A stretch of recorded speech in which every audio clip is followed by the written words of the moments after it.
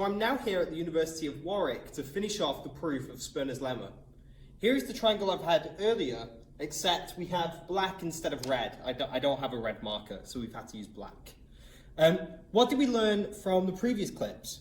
Well, we have an odd number of swaps on each side, and we have these arcs that we've constructed to our 5 rules. We're now going to look at the 2 types of arcs that can exist. The first type of arc is arcs like this.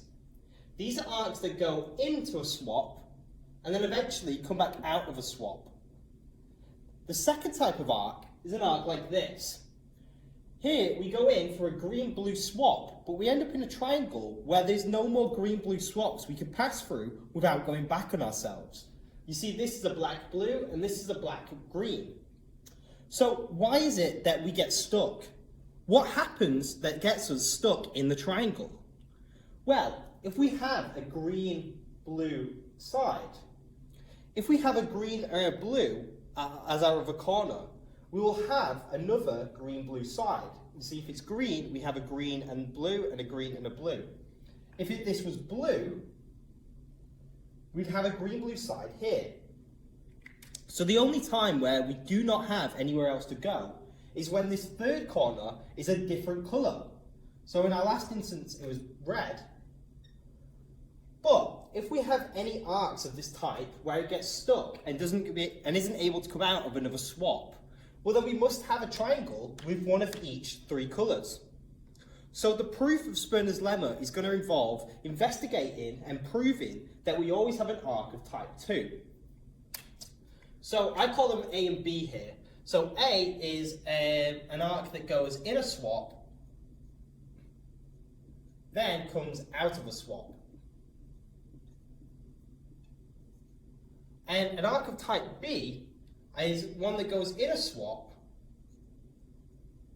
and then ends. It can't go any further. So if an arc of type B exists, well then a triangle of 3 colours must exist. And that's exactly what Sperners' lemma tells us, that one of these triangles must exist. So why is it that an arc of type B must exist? Well, we haven't used this first property yet, so let's use that property. The thing that we need to notice is that the arc that comes in this swap and goes out of this swap is the same arc as the arc that goes in this swap and out of this swap. So, effectively, because we have an odd number of swaps on each side, we have a potential odd number of arcs. But each arc of type A accounts for 2 of these arcs. The possible arc where you go in here and the possible arc where you go in here.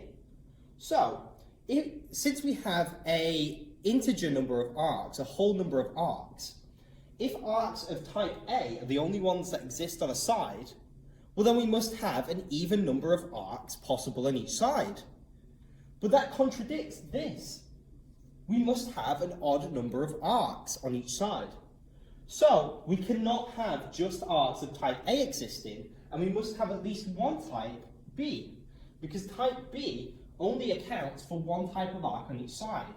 You see, this arc accounts for the arc that goes through this swap, but nothing else. It gets stuck. And that's the proof of Sperners' lemma. We have an odd number of swaps on each side, and if we only have swap arcs of type A, well then we have an even number of swaps on each side. So we can't have arcs of type A, and we must have an arc for type B. Now, we can go one step further with this proof. Since our proof only accounts for swaps on each edge, and the types of arcs that go through these swaps, that means we can apply this to each edge of the triangle, and that we must get an arc of type B for each edge of the triangle. So here I have an arc here of type B. It gets stuck in the Sperners triangle. Let's have a look at the swaps on the bottom of this triangle and try and find our arc of type B. So let's say here we only have one swap. So we can't go in an edge and out another edge, because which edge would we come out of? There's only one possible swap that's green-blue. So I know the arc through here is going to end up in a Sperners triangle. Let's do it. This is the green-black, sorry. This is the green-black. This is the blue-black. This is blue-black. This is blue-black. This is blue-black, and bam. We're inside a triangle exactly like Sperners tells us.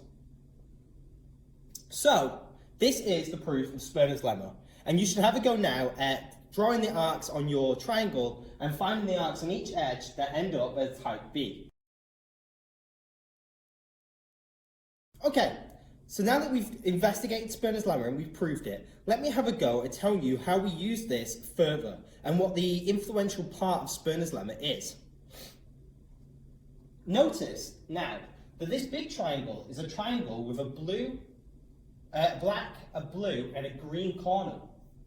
And then this little triangle here has a black, a blue and a green corner.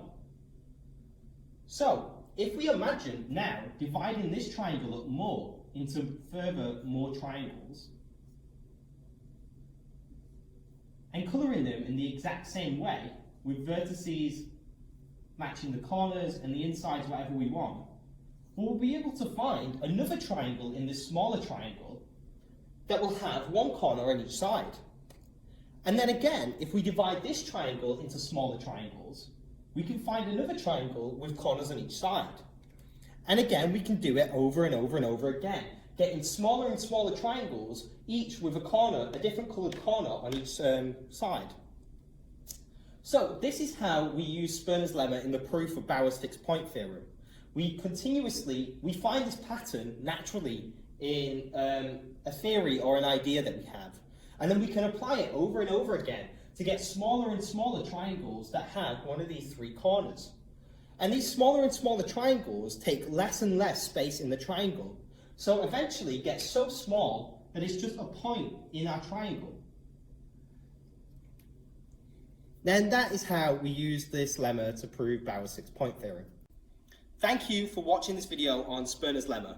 Sperners' lemma is one of my favourite lemmas, so to be able to make this video and show it to more people means a lot to me. What also means a lot to me is the other videos I've made. These are videos on axioms, videos on continued fractions, and videos on group theory. Group theory is a special favourite of mine because it's really what we call algebra at university, and it's very different to what you'd call algebra in high school or college.